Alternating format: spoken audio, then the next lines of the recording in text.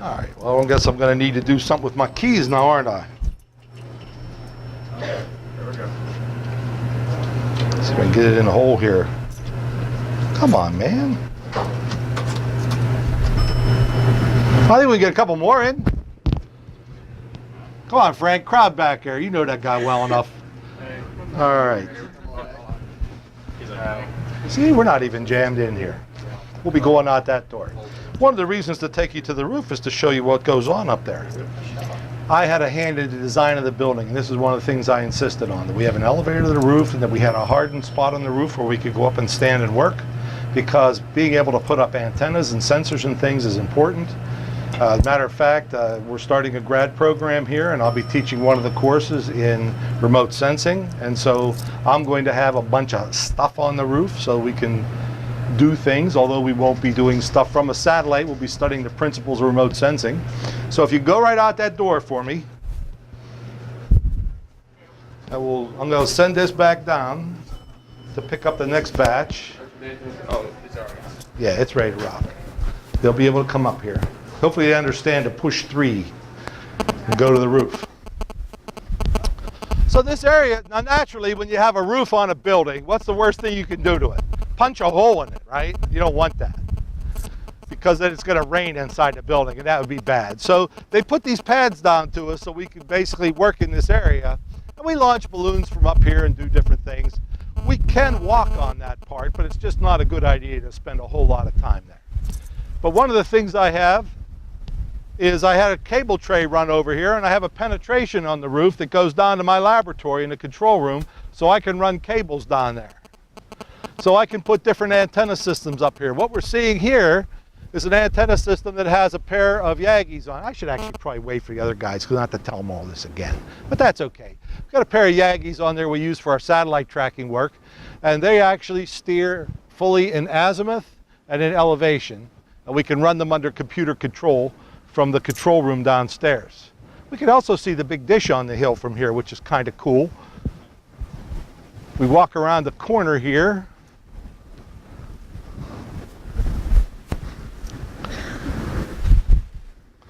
That potentially means I could set a transmitter up here and actually transmit information to the dish, which is kind of useful under certain circumstances to do calibration work or to measure response of the systems up there. So that's kind of neat. Yeah, how many of you have been up to the dish? Ah, Maria, you haven't been up to the dish? Oh, you poor little thing. We'll have to take you up there sometime. Cadence, have you been up there? I have to lug all you guys up there one of these days.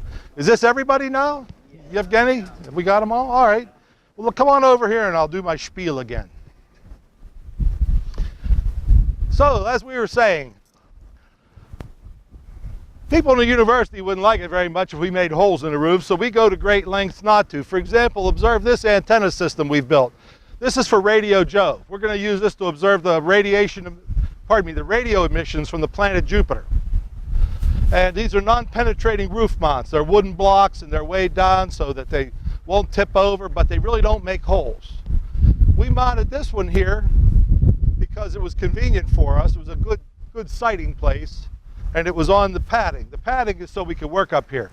Sometimes we bring like the girls from space camp up here. We do balloon launches because we have a nice horizon and we could track the balloons for long distances. Kentucky's a wonderful place. But one of the issues with Kentucky is a lot of hills in this part of Kentucky. And so we're in a valley and we have hills around us that restrict our radio horizon. If I think about it, you know, what am I at, about a 25-degree angle here or something, 30-degree angle? So I can't see something until it clears those hills. That's why the big dish is up there, because its radio horizon is basically unobstructed. It's good to within a degree or so all the way around, which is very nice. It gives it a nice clear sky. One of our UHF stations is on the top of the hill and is remotely controlled. We can control it over the internet. So we can point the antennas that are just like this on a tower up there remotely. So we actually have 2 VHF UHF stations. Now, for most of our communications work, we use the small antenna. When we first began with Kentucky Sat-1, we used 2 frequencies. One at about 144 megahertz, what they call 2 meters, that's the wavelength, that's the big antenna, and the other one is 70 centimeter or 430 megahertz. That's the smaller antenna. And we point them right at the satellite, and we would transmit on 2 meters and we'd receive on 432. We've since changed our modus operandi. We no longer use the 2-meter frequency. We've decided that we are best served by communicating entirely on UHF. UHF has become so important to this that I've actually worked out a design that I can add UHF to the big dish antenna and make use of the big dish antenna for two reasons. One, it's a very precisely positioned thing. I can point it very accurately to track the satellite. Two, I can make use of that big dish aperture to get more signal from the satellite. Both transmit more signal to the satellite and to receive more signal from the satellite. If you were going to think about a satellite communication system, you have two parts to it: a ground section, a ground station, a ground segment, and the sky segment, or the satellite, or the space vehicle. Which one is more limited? Obviously the space vehicle. The size of the antennas I could put up there, the amount of power I have for the transmitters, how big the transmitters themselves could physically be, are extremely limited. So that is the tough part. Hearing the satellite, not talking to it. I can put big antennas on the ground and big transmitters, and I can essentially shout at it, but it's just whispering back at me. And when it first pops up over the horizon, the slant range from our elevation up there to the horizon is about 2,400 kilometers. Okay, that's a long ways off. And when it passes overhead, it's about 400 kilometers up. So at the horizon, where I might have acquisition of signal, or AOS, it's at an extreme slant range, and the signal is the weakest. As it gets closer to me, it gets stronger.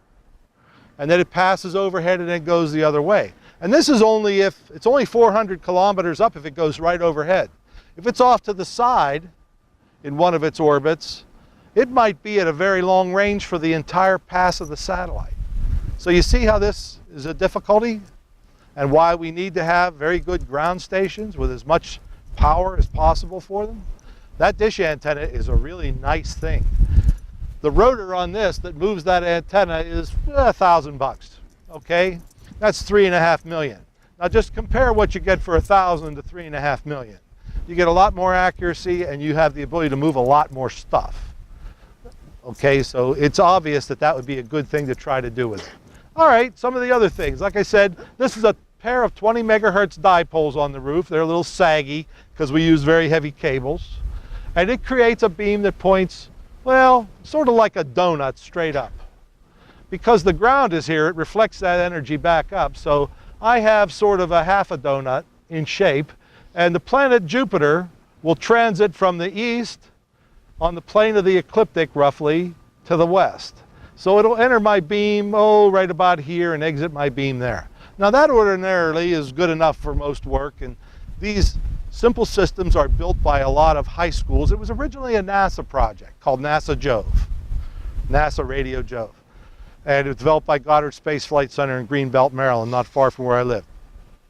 And the whole purpose of it was public outreach, to build a little science project that high schools and grade schools could afford to buy and put up and do some planetary radio astronomy with, and get kids interested in science and computers and all that sort of thing. Well, we decided, Bob Kroll and I go to Green Bank, West Virginia every year to the SARA conference, which is the Society of Amateur Radio Astronomers, I'm a member of, and they allow us to hold it there at the coolest place going. Green Bank, which is the National Radio Astronomy Observatory. It's not far from here. And you want to see a big dish, their dish is $85 million, actually probably more like $95 million. And it makes this one look tiny, and it's really cool. So it's fun going down there and going to this meeting, and Bob and I are there, and we see some of our fellow SARA members have set one of these up, and Bob looks at that and he goes, wow, that's really cool, we could do that. I say, okay, we can do that. So we come back here with plans to build our own system, and we start talking about it, and the dean gets interested, and he says, we ought to buy one of those systems for the high school. And we said, okay, we'll buy us one too, and we'll build one exactly like the one at the high school. And that way we can help the people at the high school do it. So this is our prototype system. And we have two students from the high school who I think 10th graders who want to build the Radio Jove. And I'm going before the Round County School Board today at 5:30 and explain to them why it's a good idea to put an antenna on the roof of their high school over there and punch a hole through the wall to bring the cable in. All right, now back to a radio problem. Suppose I want to steer this beam somehow. How could I do that? Well, I could mechanically steer it somehow, right? I could pick these things up and move them. That's not too easy to do, is it? It's not like the dish, which is actually made for that. There's an electronic method of steering it, which comes to me from the radar world. It's really what phased array radar. And so we built this little box that sits over here near the concrete blocks, that gray thing at the bottom. And inside that is a beam steering network. Very simple. In fact, I tried to make it as simple, stupidly simple, and cheap so that people could use it. I could build it out of really fancy stuff and then nobody could afford to make it. So instead I chose to go the route of making it very simple. And what it'll do is it'll modify electrically the signals from these antennas so that I can tilt them at 45 degrees, 0, or minus 45 degrees. So this big donut-shaped pattern can start tracking Jupiter close to the horizon, in the center, and then at the farther horizon as it begins to set. And that way we could track Jupiter through its entire path with high fidelity. Is this useful? I don't know. We're going to evaluate it and see if this is a good thing. I've already written a paper on it and given it to Sarah, and then we'll figure out if it's any good and go from there, and maybe people will take off and like to do this. So the last stuff we have up here is we're just getting started on this one. There's a tripod down there with a wood thing on it. There's a wideband antenna for testing on there, and there's a white box mounted to that tripod, and in that white box is a little tiny transmitter at 437 megahertz on a small antenna. And what that's going to be used for is for testing our systems. Okay? How do you know your receiver's really working? What if there's been a lightning nearby lately and it's popped your receiver system and you don't even know it? You turn it on and all you hear is shh. Okay, sounds like it's working. It could be dead and you wouldn't even know it. It's nice to have a little test signal that you could turn on to verify that your whole system is behaving. And by testing it when your system is working, you know your system's working, you can establish a level, an expectation, and then you can use that as a historical data point. You can test your system and see if it's degrading or staying the same or completely dying. So that kind of thing is important. I also have a GPS antenna up here, which I use to bring standard time and frequency down into the lab. And if you look in the control room when we go downstairs, you'll see there's a GPS display. It gives you accurate down to the microsecond time. All right, let's go downstairs. We'll go to the second floor this time, okay? And we'll go to the control room. Oh, by the way, we're not done up here either. We're going to put a lot of antenna. Another project that's going up here, right now one of my seniors for senior thesis is doing a 432 megahertz interferometer. What that is a pair of antennas that are precisely spaced that we will use for radio astronomy. And by hooking two antennas up in a specific way, we can synthesize a beam like it was a great big dish that size. Okay? It's not perfect, but it will allow us to see weaker signals. And that'll be fun because it turns out that the universe is making a lot of radio waves at us right now, and most of the strong ones are at frequencies in the UHF range. As you go higher and higher in frequency, the strength of the stellar sources, the extraterrestrial sources, gets weaker and weaker and weaker. And that's why you find that some of the people that are doing work at extremely high frequencies are using really big arrays of dishes, like you've seen out in the New Mexico desert, the VLA, the 27 dishes you see on the TV, the movie Contact with Jodie Foster, okay? And also down in Peru, I believe it's Peru, Atacama. Peru or Chile, I can never get it right. Chile, okay. In the plains of Atacama, it's really cool. It's never rained there. I mean, ever rained there, okay? Peru is a coastal nation state, and most of the water off of the Pacific Ocean is dumped on the side of the mountains closest to the ocean, the Pacific Ocean. The winds that come over the mountains are dry. So on the other side of the mountains at these high altitudes is a place on Earth where they say it's never rained, ever. So it's really dry. Water vapor in the atmosphere is really low. They're up at an altitude of 15 15,000 feet, it's way up there. You have to actually condition yourself before you go there, or you get oxygen deprivation and you pass out. So people have to go up part way and live in these villages, you know, and then they cross the mountain and they can work on the plains. Where they're building a huge scientific instrument up there, a field full of these ultra precise dish antennas that go to extremely high frequencies. Because up in these real high frequencies, these millimeter wave frequencies, molecules do things like I told you about oxygen earlier. They're looking for signs of life. How do you search for life? You look for the molecules of life, formaldehyde, various hydrocarbons, and there are clouds of them in outer space. But you can't hear them from a place like this. You got to go to a special place where the atmosphere is not fighting you.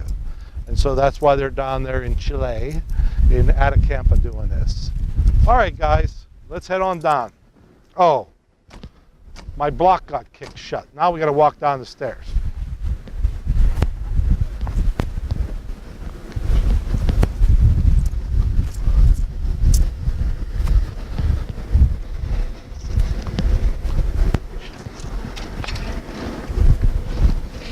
Watch that first step. Go down to the second floor, guys, and I'll stay here, make sure everybody gets off the roof. My friend was in the Marines. He was something to do with columns, and they teach you how to build antennas and stuff like that. And he said they were somewhere over by Vietnam, and they was picking up radio communications from Vietnam War, like they were still bouncing around. And it was somebody, whoever was radio in, gave their unit number. They'd never heard of them before, so they got online and looked it up, and it was an actual unit that was killed in Vietnam. Well, I don't know about that one. That one's kind of boggles the imagination there.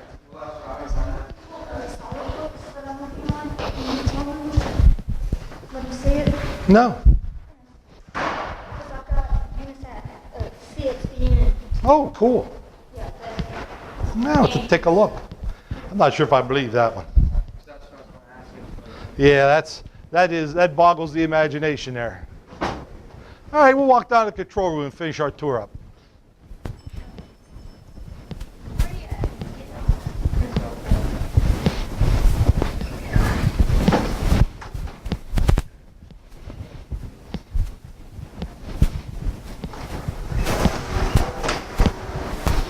Don't step on the cable, guys.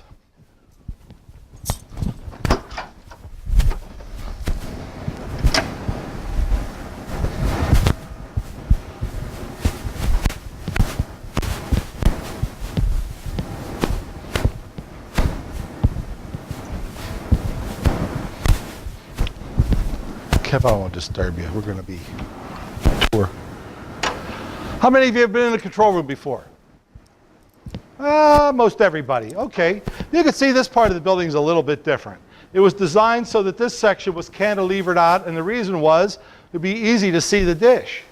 We could position the control tables here and look right up at it. When you're moving something around remotely that costs $3.5 million, you want to be sure that it's doing what you think it is and not something else. So it's nice to be here. We have a set of screens up here, which we can cue up there, whatever we like. Control operator positions here when we do our space shots. Sometimes NASA will put the actual launch on a feed to us and we can come up here and see it. We haven't set the world on fire yet, but we're working on it, and things only get better. So now you have an idea what goes on here in this room, on the roof, and in the labs around the building. And this is all stuff that you guys have the opportunity to participate in, to whatever degree you want. You can get into this up over your head if you want, or you can just stick your toe in the water. I've had guys that have gone to school here 4 years, and I only saw them during the last half of their senior year. And other people have come to the program as a freshman and begun working with us and worked all the way through. So it depends on the individual. But the opportunities are here, and we're not resource limited. A lot of places you go, you want to do things. There isn't money, there isn't stuff, there aren't people who are knowledgeable. That's not our problem here. We have knowledgeable people, we have stuff, we have resources, and we have interesting projects. We just need people who will work with us. Okay? And that's you. All right. Well, thank you very much for your attention. Hope you learned something today through all my rambling. Remember what I said about math. Remember what I said about trig, Fourier series. That's important stuff for you guys. I wish I'd have had somebody tell me some of these things when I was your age. It might have made my life just a little bit easier. All right. Have a good day.